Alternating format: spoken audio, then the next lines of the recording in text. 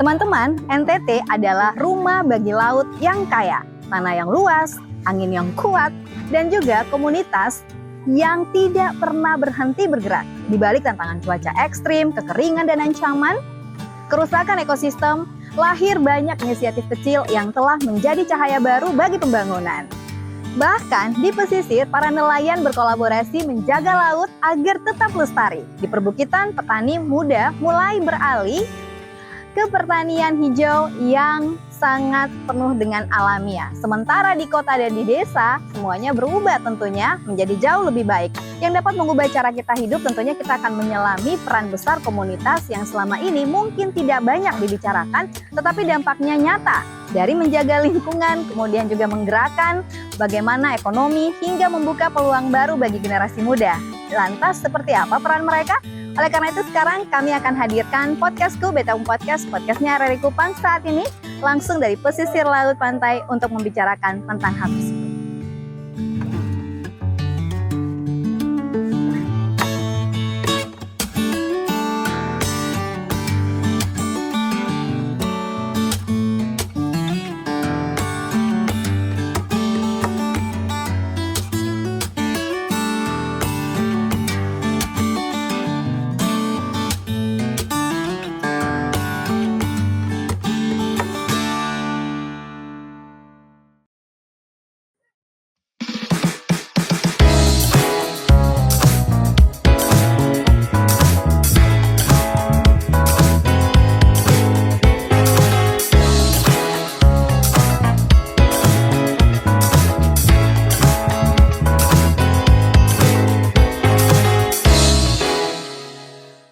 Hai, salam jumpa kembali kita di podcastku, Betaum Podcast, podcastnya Rari Kupang. Tentunya bersama dengan Beta Veronica. Dalam rangkaian acara ini, Ketong akan ngobrol-ngobrol tentang peran komunitas dalam mendorong ekonomi hijau dan biru demi NTT berkelanjutan. Karena ini sangat sesuai sekali ya dengan asta-cita kedua dari Presiden Prabowo Subianto untuk mendorong kemandirian bangsa lewat swasembada pangan, energi, dan yang sangat relevan dengan kita yang ada di NTT saat ini adalah mendukung ekonomi hijau dan biru. Jadi tentunya kita harus mendukung, salah satunya adalah komunitas-komunitas lokal yang ada di NTT untuk ekonomi berkelanjutan. Jadi langsung saja kita perkenalkan apakah mereka ini ketua-ketua komunitas kalau tidak salah ya. Jadi langsung saja yang pertama ada Kakak Kosmas Davidson dari Koskem dan juga ada Kakak Norbert Uka Lakipali dari Koalisi Kopi. Halo Kak Kosmas, Kak Norbert apa kabar? Halo. Bye. Senang bisa jumpa di sini lagi. Oke, kapan bisa jumpa lagi di sini di podcast gue, Kakak Kosmas dan juga Kakak Norbert. Terima kasih ya sudah. Betul kayaknya ada sibuk-sibuk tapi masih meluangkan waktu untuk pemandangan laut. Ya. Nah, itu suara kapal masuk Betul Kak. Oh iya. Memang pelabuhan. Pelabuhan. Sekarang kita berada di dekat pelabuhan ya. Jadi makanya tadi dengar ada suara sirene kapal begitu. Oke, kita langsung saja bohong-bohong. Tentunya kata orang tak kenal maka tak sayang. Jadi tentunya Ketong ingin tahu dan mengenal sejauh mana tentang komunitas Koalisi Kopi dan juga Koskem. Ya, Koskem ini. Yang pertama dari Kakak Norbert dulu tentang Koalisi Kopi nih, Kak. Oke, kalau Koalisi Kopi itu kepanjangannya Koalisi Kelompok Orang Muda untuk Perubahan Iklim. Nah, waktu itu Koalisi Kopi itu terbentuk dari banyak jaringan komunitas, ya, lintas komunitas yang lahir dari program VCA. Nah, di bawah VCA itu ada namanya Teras Mitra sama Hutan Itu Indonesia pada tahun 2020. Itu gerakan awal. Nah, pada tahun 2023, bagaimana ini komunitas terus keberlanjutan berdaya, lahirlah namanya KED, Komisi Eksekutif Daerah, dan juga KEF, Komisi Eksekutif Pulau Bamor Atas. Okay. Untuk sejarah Koalisi Kopi. Nah, di Kopi sendiri itu bagaimana untuk menggerakkan aksi, kemudian kita kampanye terkait masalah krisis iklim di NTT itu sendiri. Itu kira-kira sepintas Koalisi Kopi. Oke, jadi memang concernnya juga ke iklim ya sebenarnya ya? Ya, betul sekali Kak. Oke. Kalau Koskem sendiri, Kak Kosmas? Koskem sendiri, kadang sebenarnya anak-anak yang suka berpetualangan, anak teknik, yang kemudian berkembang menjadi petualangan sambil aksi. Jadi Katong menyebut Katong sebagai tim Koskem, kolaborasi Sokong Kampung Pulau, base-nya di Kota Kupang, tapi Katong berpetualangan di seluruh NTT. Selama 3 tahun terakhir, Katong berkeliling ke Rote, Flores Timur, Enden, Nagekeo, Sumba Barat Daya, dan Ngada. Wow. Ya semacam mimpinya Katong adalah menjangkau kampung-kampung pelosok untuk bisa berbagi cerita tentang iklim, dan di akhir-akhir ini katong fokus pada konservasi laut. Oke, fokusnya pada konservasi laut ya. Kenapa mengambil itu sebagai fokus loopnya? Beberapa anggota kami adalah anak-anak pesisir, tumbuh dan besar di kampung nelayan. Jadi ini muncul dari keresahan di mana beberapa itu kan anak nelayan. Ya. Harapan mereka untuk mendapatkan uang kuliah itu sebenarnya dari orang tuanya yang nelayan. Karena hasil itu yang menurun, maka kemudian yang dia dapatkan untuk bantu dia kuliah juga menurun. Tapi dalam kacamata kami, kalau kami langsung kampanye mereka soal konservasi laut, rasanya tidak bisa diterima langsung oleh nelayan karena cara bahasa ilmiahnya juga berat-berat untuk konservasi. Sehingga waktu itu ya sudah kita ngambil sikap untuk aksinya bentuknya adalah teknis transplantasi karang. Tapi semangatnya tetap harus kepada perubahan pola perilaku dan sikap termasuk pengetahuannya mereka juga. Oke, Transplantasi. transplantasi. Rehabilitasi karang. Rehabilitasi karang. Ini bahasa-bahasa begini susah nih orang nelayan mendengar kok mengerti ke mana itu sudah ya.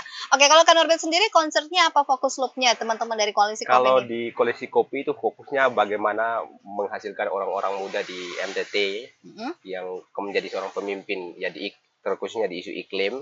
Kemudian untuk koalisi kopi sendiri sudah ada hari ini di 13 KED yang Kap Kota. Salah satunya di KED Timur di tempat kita hari ini. Kemudian ada juga di Alor, di Sumba, kemudian di Flores.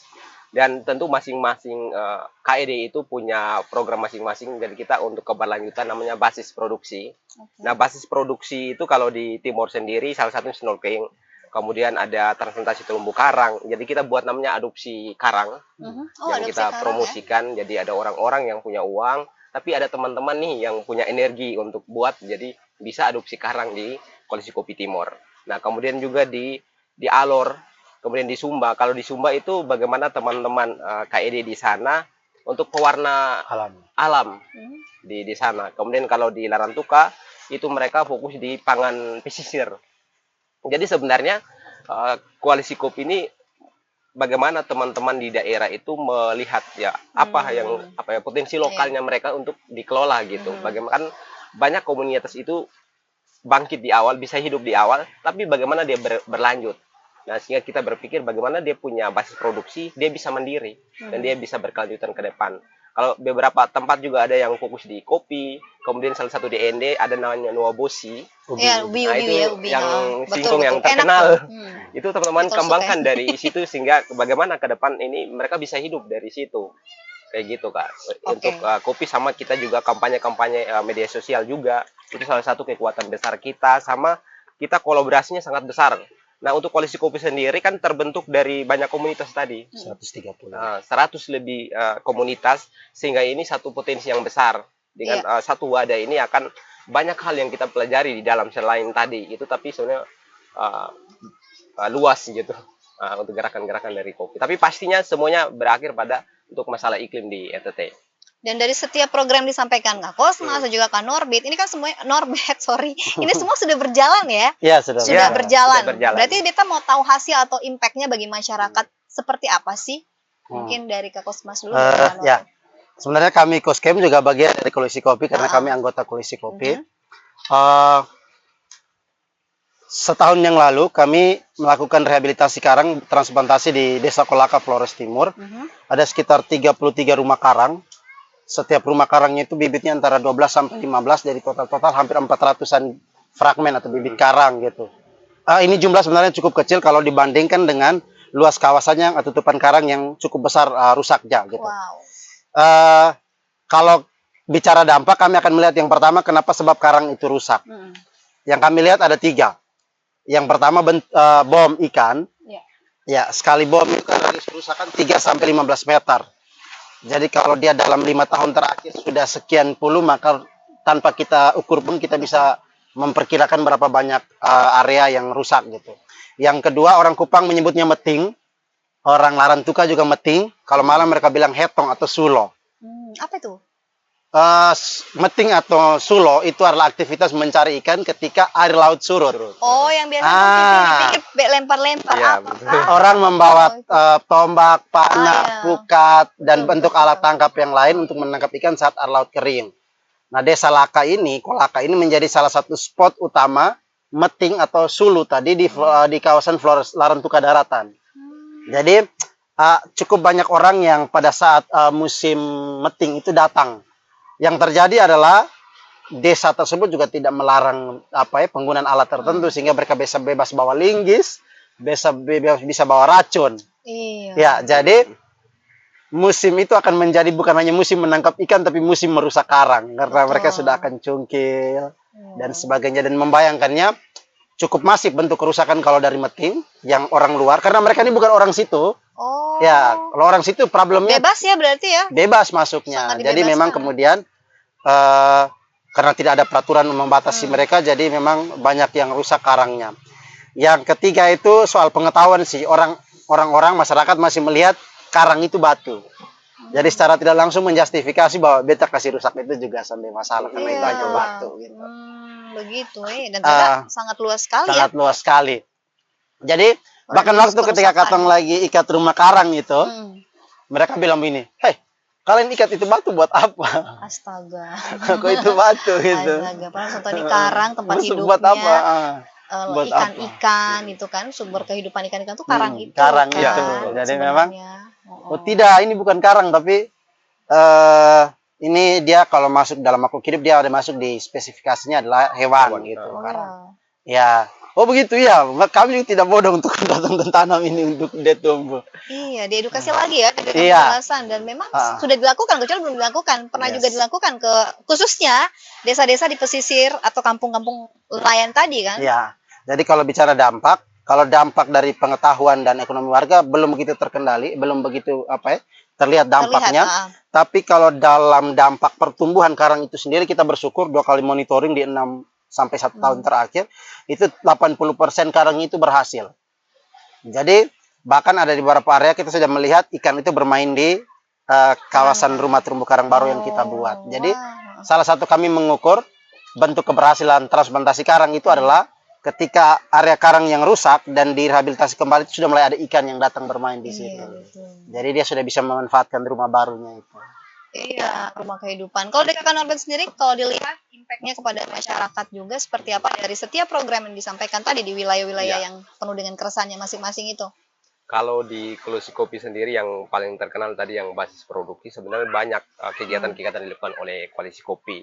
Nah, paling pertama itu penguatan kapasitas, itu bagaimana orang-orang muda, kan orang muda sangat banyak. Betul. Dan apalagi di Kota Kupang sendiri, ini banyak dari luar daerah. Jadi ketika teman-teman dikapasitasi secara ilmu, nanti mereka pulang, maka itu justru dampaknya lebih besar.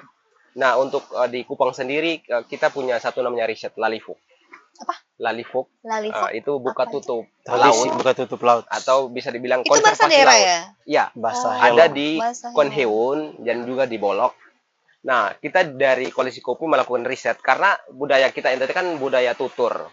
Iya, betul. Nah, kalau orang-orang kita yang usia hari ini mereka selesai gitu, maka cerita itu tidak akan berlanjut. Betul. Sehingga kita perlu pendokumentasian, kemudian kita melihat bagaimana orang-orang sebelumnya ya, mereka melakukan konservasi laut berbasis budaya mereka, dan sebenarnya itu sangat menarik. Karena hari ini kita berbicara itu ternyata sudah ada orang-orang yang dari dulu sudah melestarikan itu. Nah, salah duanya tadi di Konheun dan di Bolok, mereka tuh buka tutup laut itu sekitar 6 bulan sampai 1 tahun baru dibuka. Kemudian mereka juga sudah buat perdes ya. Sehingga ketika orang-orang masuk di laut itu sebelum waktunya yang disepakati, maka akan dapat denda gitu. Jadi kita coba melakukan riset kira-kira seperti apa cara-cara orang-orang di sana melakukan itu. Kemudian sebenarnya ini jadi bahan juga. Bagus itu. Ketika kita publikasikan, banyak juga di orang-orang di luar yang melihat, oh ternyata ini sangat menarik dan sangat bagus. Dan memang kalau kita berbicara tadi terumbu karang, kemudian ikan dan lamun sebenarnya sangat terhubung. Karena ikan itu kan kalau bertelur ya harus butuh terumbu karang, kemudian makan ya lamun. Kalau hal itu tidak ada, maka ikannya itu hilang, dan itu salah satu konservasi yang berbasis budaya yang sangat menarik yang ada di sana. Dan juga sebenarnya banyak di NTT yang menarik yang perlu kita lihat kembali. Nah, ada juga Muro di Lembata. Apa? Muro. Muro. Oh, muro itu Itu, apa lagi? Eh, Menarik eh, ini. alat tangkap yang ramah lingkungan sih. bukan. Muro apa? itu tradisi. Tradisi. Oh, tradisi jadi, tentang Konservasi laut di NTT Ah. itu ada bentuk-bentuk konservasinya. Aha. Jadi kalau di sini orang Helong atau orang Bolok menyebutnya lilipop. Mm-mm. Konsepnya sama. Kalau di Lembata itu namanya muro karena saya orang Lembata. oh, muro. Muro. Muro. Muro itu bentuk mereka membatasi area mana yang bisa dipakai untuk menangkap, area mana yang dipuasakan untuk alam itu, laut itu bisa memulihkan dirinya secara alami. Bagus gitu. itu. Ah. Bagus ya. Jadi mereka memetakannya dalam 3 zona. Zona inti, zona penyangga, dan zona pemanfaatan. Zona pemanfaatan itu masih memberi ruang kepada masyarakat untuk memanfaatkan laut. Tapi zona penyangga dan inti itu memang dikhususkan untuk tidak dipakai karena memang itu untuk konservasi atau pemulihan alami dari kawasan laut tersebut. Oh, berarti kan Norbert artinya hanya di beberapa daerah saja yang budaya pemeliharaan alamnya ini luar biasa. Gitu. Iya, Kan betul. daerah lain kan tidak ya. Betul. Apakah memang ini pun yang nanti akan diadaptifkan ke beberapa daerah lainnya seperti itu? Ya, dengan melihat hal-hal yang menarik ini kita akan kampanyekan, dan tentu kita berharap ya pemerintah juga melirik bagaimana orang-orang sebelumnya melakukan konservasi ini bisa juga dilakukan di daerah itu. Direplikasi Sebenarnya di harapan daerah. kita itu Iya kan, diduplikasi. Sebenarnya di daerah-daerah lain itu ada. Tapi beda istilah. Beda istilah dan mati. Di timur Oh. itu kalau dia tidak hanya di laut, di timur itu ada tradisi di hutan, itu saya lupa namanya, Helong juga ada. Itu juga tradisi menutupi hutan untuk tidak dipakai di semua waktu. Jadi ada buka. Di daerah lain juga ada. Tapi tradisi itu mati pada pengetahuan orang tua dan ketua adat. Di tempat kami melakukan transplantasi di Desa Kolaka itu, mereka juga punya tradisi buka tutup laut. Tapi dalam 5 sampai 7 tahun terakhir tidak dijalankan lagi. Ini PR besar buat generasi penerus bangsa. Jadi kami juga menduga bahwa sebenarnya di daerah-daerah lain itu juga punya Pasti tradisi, ada. hanya bentuk yang lain. Dan ini adalah bagian yang paling menarik untuk melakukan pendekatan baik kampanye maupun konservasi, karena selama ini edukasi dan kampanye kita hanya berbasis pada pengetahuan modern yang Betul. selalu kita pakai untuk mengedukasi mereka. Betul. Padahal yang lebih lekat dengan masyarakat adalah budaya dan tradisi mereka yang sudah biasa mereka pakai. Hanya tantangannya adalah ada tidak orang yang meneruskan itu di desa, karena persoalan tradisi dan adat itu ini soal pembagian peran yang cukup fundamental, yang sangat dihormati di kampung-kampung tertentu, di daerah tertentu, sehingga tidak bisa kemudian dimasuki oleh orang-orang lain. Betul. Hanya bisa dijalankan oleh mereka internal sendiri. mereka, ya. Artinya apakah pemerintah daerah tidak perlu ikut campur begitu untuk membantu juga? Artinya juga melestarikan dengan cara berkolaborasi dengan Pemdesnya atau pemerintah desa setempat gitu. Karena kalau bicara soal desa itu udah masuk budaya dan culture atau adat dan ritual, ibaratnya gitu ya, ritual adat mereka itu buka tutup dan sebagainya. Menurut Kak berdua bagaimana? Kak Norbert, mungkin kita mulai dari Kak Norbert dulu nih. Oke, kalau berbicara pemerintah, sebenarnya ini sangat menarik ya. Karena kalau kita berbicara aturan, kemudian regulasi, tentu kebijakan kita akan berhubungan dengan pemerintah. Ini menarik kalau bagaimana suara-suara ini yang dari daerah, yang mungkin melalui teman-teman muda ini ketika sampaikan ke pemerintah, sehingga ada regulasi yang bisa mendukung sistem yang sudah ada begitu. Bagaimana perlindungan mereka, kemudian bagaimana ini terus berlanjutan ke depan itu seperti apa. Dan ini peran yang sangat penting yang bisa dilakukan oleh pemerintah sih, Kak. No budgeting ya? Teman-teman di Koalisi Kopi ketika melakukan program-program ini no budgeting? Zero atau Tidak. pendanaannya? Anggarannya? Ada yang basis dari kerja bersama, ada yang juga kita menangkap peluang pendanaan dari luar. Oh, ada juga ya Ya, peluang pendanaan dari kita luar buat ya? proposalnya untuk Oke. lihat peluang-peluang apa nih yang ada yang tentu sesuai dengan visi kita untuk kita melakukan aksi. Apalagi ini kan masuk asta citanya Presiden Prabowo ya, berarti kan Iya. ada penganggaran dan dana juga terkait program-program mereka. Pernah nggak ambil peluang dari pemerintah pusat gitu, kayak ada program konservasi, mungkin buka di mana dan lain sebagainya gitu? Biasanya kalau kami nyasar ke pemerintah itu ada beberapa program. Kalau dalam konteks kebudayaan itu biasanya dana kebudayaan, dana abadi, itu yang biasa diakses. Oke. Itu biasa pembiayaan yang diberikan kepada komunitas maupun individu yang bisa dipakai untuk riset kebudayaan ataupun pemanfaatan ruang publik. Sementara untuk konservasi saya lupa nama lembaganya, tapi itu lembaga dari Kementerian Keuangan yang itu dibentuk khusus untuk pendanaan aksi iklim. Itu biasanya diincar oleh komunitas-komunitas untuk membantu Iya, pendanaan. betul.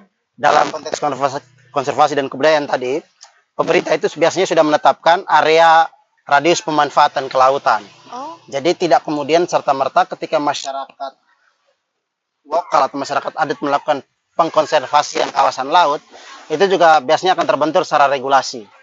Jadi dalam pelaksanaannya itu biasanya akan dibuat semacam sinergitas untuk kemudian memberikan ruang wilayah tertentu yang punya hak untuk dikelola oleh masyarakat adat, sehingga dia bisa melanjutkan pelestarian pemudayaannya tadi tersebut. Biasanya setelah dikembangkan menjadi perdes dan sebagainya, dibuat penyesuaian peta zonasinya dengan pemerintah provinsi maupun pemerintah pusat, karena penggunaan laut itu juga dibagi area ke wilayahnya kabupaten, iya. otoritas provinsi dan otoritas laut. Betul. Sehingga tidak tumpang tindih. Biasanya di FJD ataupun forum-forum tertentu dibangun ruang untuk bisa penyesuaian dan pemberian keleluasan untuk masyarakat adat melakukan pengelolaannya secara mandiri gitu. Sudah terjadi. Kalau di Flores Timur itu sudah terjadi, di Solor Timur kalau tidak salah. Di Lembata itu di Livuk ada sekitar 5 desa kalau tidak maksud saya Muro itu di sekitar 5 desa. Oke, yang seperti disampaikan oleh Kak Kosmas berarti masih ada PR, Bu. Karena luas ya, kita bicara laut ini kan luas ya. Luas. Berarti masih ada PR juga untuk beberapa daerah atau provinsi yang ada, maksudnya kabupaten yang ada di NTT ya.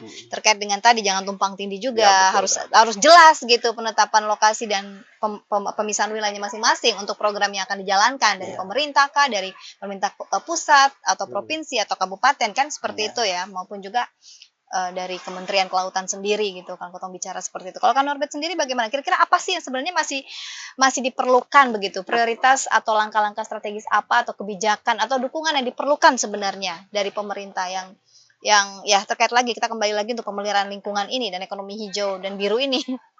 Oke, kalau untuk dukungan sendiri di koalisi kopi sendiri yang paling pertama ya secara sumber daya. Kalau tadi berbicara keuangan sudah. Kemudian sebenarnya kemarin juga kita dari pemerintah provinsi juga dilibatkan di dalam penyusunan untuk RPJM. Ikut ya? Ya, Oh, dilibatkan. Kemudian karena lagi bahas terkait Pokja Iklim. Oh ya betul. Kira-kira seperti apa kan? Di situ kita akan diskusi semua, bahkan sampai ke daerah-daerah kita terhubung dengan semua Bapeda kemarin untuk melihat kira-kira seperti apa nih di NTT itu sendiri, karena dari nasional kan sudah ada dananya, tapi bagaimana ini untuk implementasi di masing-masing daerah kan tentu itu butuh sekali untuk regulasinya yang jelas supaya lebih detail lagi kayak gitu. Sama juga bagaimana pelibatan anak muda, karena kalau di kita orang muda sendiri sebenarnya punya energi yang sangat besar. Harapan kita sebenarnya bagaimana ada ruang sih. Ketika ruang itu ada, misalnya pemerintah buka ruang, kemudian ada kesempatan-kesempatan itu, anak muda pasti sangat antusias untuk ada di dalam gitu. Ada untuk terlibat gitu di dalam gerakan-gerakan yang sudah ada. Kemudian bagaimana ini terus berlanjut tentu sangat butuh sekali ada aturan-aturan yang jelas gitu. Itu sih dari koalisi kopi sendiri. Aturan yang jelas. Tapi artinya kita bersyukur bahwa kesini tuh karena ini masuk di Asta Cita ya, ada perubahan yang lebih baik berarti kan? Artinya ada perubahan kan, baik itu dari pemerintah, dukungan dan lain sebagainya, pendanaan dan sebagainya, bahkan juga pembicaranya terkait masalah iklim ini juga masuk begitu, atau tidak? Ekonomi hijau Dan biru. Hijau kan pada dasarnya sama, hanya beda pemanfaatan ruangnya saja gitu. Ketika berbicara soal ekonomi hijau itu justru lebih kompleks dalam kawasan NTT, karena kan dia bicara juga soal keberlanjutan energi gitu, EBT, peralihan. NTT itu salah satu daerah yang secara keterpenuhan energi EBT itu salah satu yang paling lengkap di Indonesia. Dia ada energi bayu, matahari, arus laut, biodiesel, panas bumi gitu. Itu cukup lengkap, angin gitu. Hanya saja pertanyaannya, apakah semua sudah dimanfaatkan atau belum? Pembangkit listrik di NTT itu belum sepenuhnya dari EBT. Timur bahkan masih 100% dengan fosil. Ada beberapa daerah yang sudah mulai kemudian mengaplikasikan panel surya. Dulu di PLTS OL Pua, kalau sekarang dia menjadi terbesar kedua di Indonesia. Dulu dia pertama, tapi sekarang sudah di wilayah Sulawesi yang dikembangkan. Kemudian arus laut itu dalam dalam perjalanannya mau dikembangkan, masih dalam posisi untuk di develop pembangunannya. Tapi yang sudah mulai berjalan itu panas bumi. Panas bumi. Hanya saja pertanyaannya dalam ekonomi hijau ataupun biru itu kan juga bicara soal partisipasi masyarakat. Soal partisipasi masyarakat dukungan dan juga masyarakat perlindungan lingkungan. Ya, Dalam dua-duanya. konteks EBT, semua orang pasti mendukung perubahan penggunaan fosil ke EBT. Tapi pertanyaannya, apakah sebuah EBT itu bisa diterapkan di NTT? Makanya kita sering melihat kenapa orang Pocoleok, orang di Mataloko menolak. Masih Itu menolak. bukan soal dia tidak mau menerima, tapi dia mau memastikan tempat tinggalnya bisa dipastikan aman dalam Betul. pengerjaannya. Setuju. Bisa dipastikan bahwa ruang hidupnya tidak dirusak dalam pekerjaannya gitu. Pemerintah dalam konteks aturan sudah memfasilitasi bahwa harus AMDAL dan sebagainya. Tapi memang masyarakat juga selalu bertanya bagaimana praktik itu memastikan bahwa alam tempat tinggal saya itu rusak atau tidak. Karena gini, kalau masyarakat itu kan ada ketakutan tersendiri ya dari masyarakat ya, keresahan mereka. Masalahnya kalau belum mulai, bagaimana kita bisa tahu rusak atau tidak gitu kan? Kalau mereka bilang ini bisa rusak, ini kalau ke depan rusak, artinya mereka sudah berpikir terburuk gitu kan? Udah berpikir terburuk dulu nih. Ini pasti 5 tahun, 10 tahun ke depan pasti udah jelek nih gitu contohnya ya. Kayak tidak ada sesuatu yang bisa menjamin mereka gitu. Kayak kalaupun pemerintah mau menjamin terkait dengan perizinan AMDAL dan lain sebagainya, kan mereka tetap berpikir nanti 5-10 tahun ke depan. Belum tentu ini bisa memastikan keamanan atau jamin gitu kan. Namanya energi. Ini kan kemarin kan masalah itu ya di sana betul. ditentang, bahkan pihak gereja juga ikut memediasikan itu gitu kan ya. Dan ini memang masih menjadi PR juga buat kita. Saya sebenarnya masih pengen ngobrol banyak ya terkait dengan hal ini dengan Kak Cosmos dan Kak Norbert jujur karena ini menarik sekali. Kalau kita bicara ini nggak akan pernah habis-habisnya waktu ya. Tapi karena berhubung waktu kita sudah sangat sempit sekali, jadi masing-masing kita kasih kesempatan untuk mulai menyampaikan visi dan misi komunitas ke depan lah, visi lah ya untuk 5-10 tahun ke depan terkait dengan program kerjanya dan kepeduliannya dengan iklim dan lingkungan ini. Mungkin Kak Norbert dulu, baru kemudian tutup sama Kak Mas ya. Oke, seperti yang awal kopi berdiri itu bagaimana menghasilkan orang-orang muda yang pro sosial dan ekologis tentu. Kemudian orang-orang muda ini yang tentunya nanti balik ke daerahnya apa dengan cara mereka di mana mereka bertarung di sana, tapi mereka tetap punya perspektif itu gitu. Kemudian gerakan-gerakan yang dilakukan oleh kopi, karena gerakan kita itu bahagia, senang dan semuanya harus menarik gitu. Tapi pada intinya visi utama kita itu tetap harus ada di situ. Dan bagaimana semua itu bisa di-create dengan cara yang fun, kemudian seru, dan kita juga punya kegiatan akhir namanya ini Jambore Group. Nah, itu yang menghimpunkan seluruh orang muda di NTT, bahkan juga ada dari luar yang gabung. Di sana kita diskusi praktik-praktik baik yang ada di masing-masing daerah. Seperti apa contohnya di daerah A atau B itu melakukan aksi di sana. Dan ternyata aksi-aksi ini juga bisa menjadi contoh juga untuk daerah-daerah lain gitu. Apa tantangan yang mereka hadapi dan seperti apa, jadi kita bisa belajar dari situ. Dan tentu kopi mengharapkan teman-teman yang sudah bertumbuh di sini ketika mereka balik atau dimanapun mereka berada, tentu visi kita ya mereka harus pro sosial dan ekologis gitu dengan gerakan kemudian advokasi dan kampanye yang dilakukan gitu kan. Betul. Visi 5-10 tahun ke depan untuk kopi, koalisi kopi. Ini kan 21 kabupaten kota. Harus terjangkau. Ya, itu sudah harus itu. ini berharap 13 semua nih, harus ada masing-masing KED dan terus berdampak ya. Luar biasa. Karena mimpi pertama kopi itu adalah menghubungkan seluruh anak muda itu dalam satu koalisi besar. Bahkan juga kalau nasionalnya kemudian sampai mendunia itu lebih bagus sih. Keren, iya bayangin. Harapan dulu kan pernah kita ajak juga Norbert ngobrol ya. Waktu itu mungkin belum sampai 13 ya. Sekarang udah 13. Iya, sudah 13 kan. Wow. Oke, Kak Cosmas silakan. Karena kami suka berpetualang, kami suka berdela.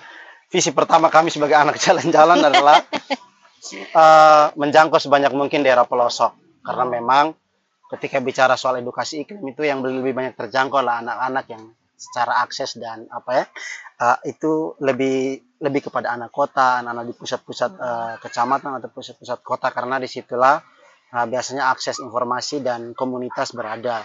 Tapi anak-anak di pelosok di desa yang mereka hanya sebatas apa yang mereka pelajari di sekolah dan Iya. selesai. Sementara sekolah tidak menyeluruh membahas tentang iklim dan sebagainya. Itu yang pertama. Yang kedua, karena kami dalam beberapa tahun terakhir mulai fokus kepada konservasi karang, kami juga punya mimpi kalau kemarin kami tanam cuma 30 rumah, 5-10 tahun ke depan kami harus menembus 1000 rumah. Oke. Luar biasa. Tepuk tangan dong. Yang mana nih krunya mana nih? Luar biasa, luar biasa. Aku nanti mau gabung sama komunitas boleh nggak? Persyaratannya apa? Koalisi kopi boleh. Kalau di koalisi kopi itu sekali gabung kita akan sudah jadi anak kopi sih. Oh, Nah, gitu. secara itu seru-seruan ya, Ya. ini anggap rumah sendiri. Oh. Walaupun nanti secara Koalisi Ah, Kopi punya perayaan tahunan namanya Jambore Group. Jambore Group. Saya pengurus intinya. Oh, Kak Kosmas Nanti ngerti. bendahara umum. Tahun depan Kak, Iya. jamborenya kita di Ya, Timur. Jambore kita di tunggu Kota gabung Kupang. nanti. Oke deh, boleh deh, Bu. Ih, keren loh itu Siap, di Akan Kota ada Kupang ya. 130-an lebih komunitas dari Wow. 13 kabupaten kota Wow, dan daerah keren, lain keren. yang mau bergabung, yang Oke. akan datang dan berkegiatan bersama. Oke, kita bisa gabung dong berarti ya. Ya. Ada tuh katanya Salam Lestari.